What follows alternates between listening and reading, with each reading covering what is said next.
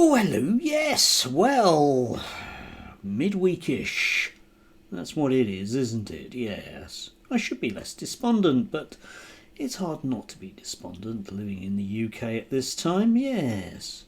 One of the beauties, perhaps, of the English language is that it contains so many words that are very, very similar. You know, that synonyms thing, synonyms, don't you? Yeah.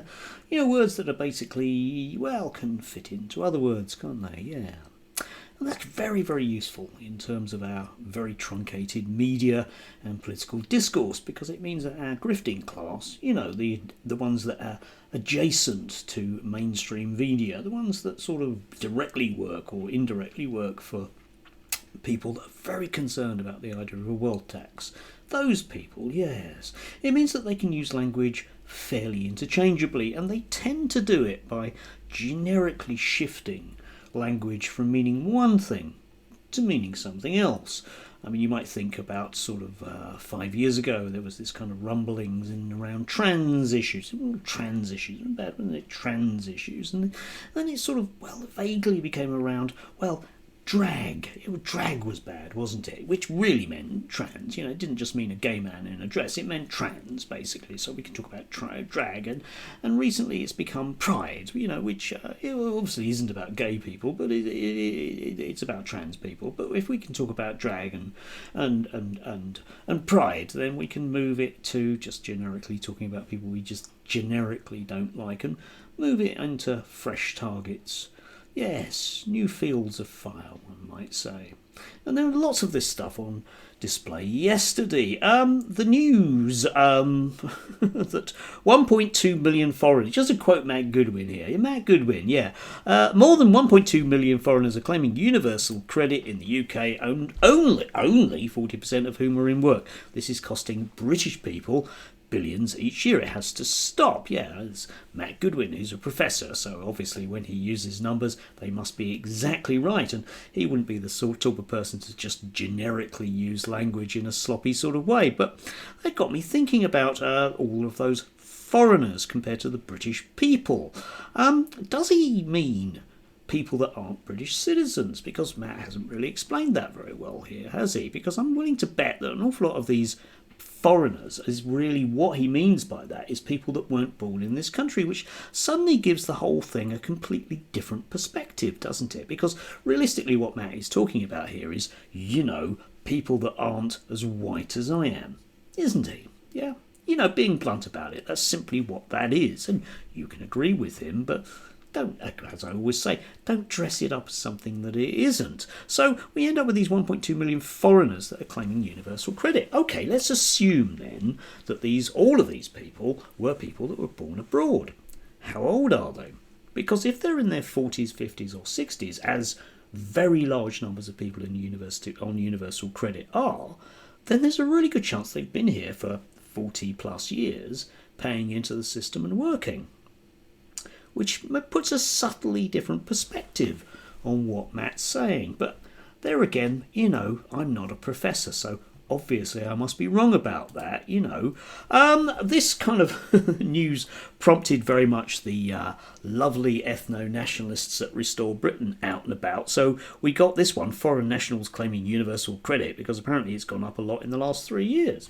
Okay then, why would be the question. This is with sociology head on, I'd have to say, well, why? Why is that? And obviously it's because they're bad people, right? That's the idea. They're bad, lazy people. How do we know they're bad and lazy? Well, they're on universal credit. Except universal credit, of course, is to top up poor wages. So is that therefore tied to wages? And the answer is, well, we don't really care about that, because the idea is that foreigners are brown and they're bad, and giving them any money at all whatsoever of any description whatsoever is bad. All that stuff is bad, isn't it? It's just bad, isn't it? Yeah. And Rupert Lowe, perhaps inevitably, if you broke illegally into our country, you should never, all capitals, be able to claim benefits. And here it's got 180,749 refugees are claiming universal credit. Well, okay then, but does Rupert here mean migrants generically, or does he mean people that have refugee status? Because if they're people that have refugee status, then it's a good chance that they are therefore legally entitled to, you know, work and claim universal credit. which isn't quite the same thing as what perhaps Rupert would want you to think. Once again, just being vaguely lazy about the language enables you to just, well, make broad brushstroke statements about bad people, especially brown people. Reform, of course, later on in the afternoon got in on the act. We had this. Reform UK will ban migrants from claiming benefits. And again, okay, what do you mean by migrant, and how exactly would that work? If someone's lived here for 45 years, can you realistically take away their rights to benefit? I mean, you can do. You can pass those kind of laws if you want to. But you have to think your way through exactly how brilliant that's going to be. And what this ties into, of course, is that we are having this rising issue in this country, having spent 45 years of neoliberalism basically running down the entire economy and making sure that all the money goes to the top, well, 10, 5, 1, 0.1% in particular. Having done that, plus, let's face it, the best part of getting on now for 20 years of austerity. I mean, the same people that will argue that you can't tax your way to wealth are quite happy to, well, austere the people at the bottom to wealth. It doesn't seem to have worked either, oddly. Yeah, these people that make these kind of arguments will argue that, we should just be not spending any money on anything because we need it for other things. The other things are never quite specified. But think about your way through this issue, okay? If we stop foreign nationals, let's say, let's try and be reasonably precise about our language, let's say foreign nationals, people that aren't actually British citizens, from claiming benefits in this country, even if they've been here for a long time, what is to stop member states of the EU, for example, deciding the same thing? There's about 800,000 British, mainly pensioners in Spain. And if they can't claim anything and the Spanish decide to kick them out, they will all come here. And they will claim universal credit, as well as everything else that they can lay their hands on, as well as putting enormous pressure on the NHS. Think about that. Think about that one. Oh, no. They'll be okay, because they're all lovable East End Cockney types what love their mums and just very rarely murder people. Yeah, all own people. No, never. These people never think through because they don't have to, because it doesn't matter. The whole point of this is to make sure that you aren't thinking about money and people that have it, right? Yeah? Or at least you are. Except you're not thinking about people that have money. You're thinking about people that have almost no money. Now, you can withdraw benefits from people at the bottom, and there are all those baying voices. You know that stuff about benefit scroungers. All the lazy gits that they are. They're all lazy gits, aren't they? All those people on disabilities who refuse to run a race. Gits that they are. All those people. You can take money out of their pockets. They don't really have any, but let's just take the last of it. What exactly do you think is going to happen to all of those places that already have no money in them? Yeah, all of those seaside towns with nothing. All of those boozers closing because nobody has any disposable income. What exactly will happen then? Yeah, will the rich come in and decide to buy a round for everyone in a pub and keep the pub going? Of course they won't. Of course they won't. That isn't it, is it?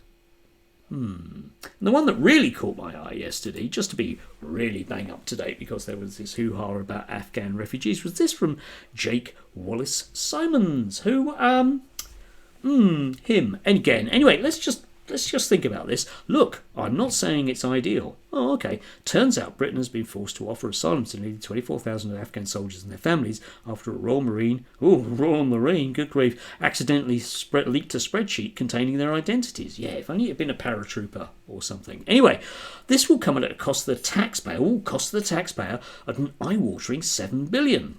Overshadowing Rachel Reeves' Mental Health speech on Tuesday night at a time when the Chancellor is already considering raising taxes in the autumn to balance the books. Take a step back, however, and it could be a lot worse. Yes, it could, couldn't it?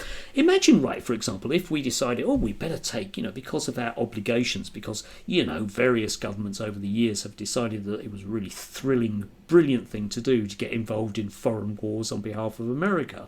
That one, yeah. Maybe if we decided to make some cuts in our defence budget, because I can think of quite a few bases in Cyprus that are being used on behalf of and in favours to the IDF. Plus, we do seem to be spending a reasonable amount of money. Amounts of money unknown, of course, because it comes under the Official Secrets Act, to shoot down Iranian drones on behalf of, well, our good ally of Israel. Perhaps we could make some savings there. Jake.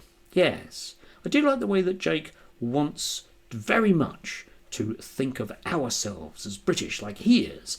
And yet, at the same time, he does seem to be wildly invested, like a lot of those foreigners are, in other places. Yes.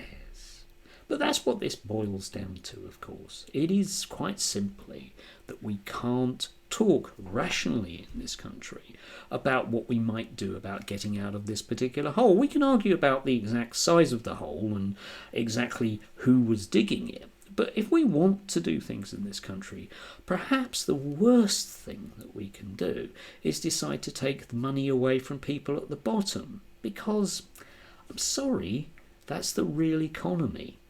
And if you're going to be invested, like those nice people that I've mentioned before, who are paid by very, very wealthy concerns to spout this stuff at you, if you want to follow that line of reasoning, you can do. But don't, for God's sake, kid yourself that it's to make us better off. No one costs any of this stuff, yeah? Oh, well, let's just take away benefits from foreigners. Oh, okay then. But supposing all those working age people do eventually get even more hacked off than they probably are already and do leave, because we are in this whole thing about, working age population and birth rates and things like that. Who's going to do the work? Oh, it's no problem. We'll just starve, people with disabilities into doing it. Yeah, of course. But at the same time, I'm sure that won't have any form of knock-on effect in terms of people's mental health, will it? And the whole point of universal credit is because it's there because we exist in a low-wage economy. Because, by God, British capital isn't going to pay its workers anymore. That's a real pie-in-the-sky thing. And they are more than happy to stoke up any amount of racial tension in this country to make damn sure that isn't going to happen. Anyway, do have a glorious day if you can do, and remember, it's bound to be someone else's fault. Oh dear God, yes. And do work harder. Got to get that productivity up. Don't ask for any more money, and don't join a union, and don't, whatever you do, suggest that maybe taxes could be targeted somewhere else. That certainly won't work. And you'll have a gamut of people over the next few weeks insisting that that's the case. And after all, some of them are professors, so they definitely know what they're talking about, even if the language is somewhat muddied. Do enjoy.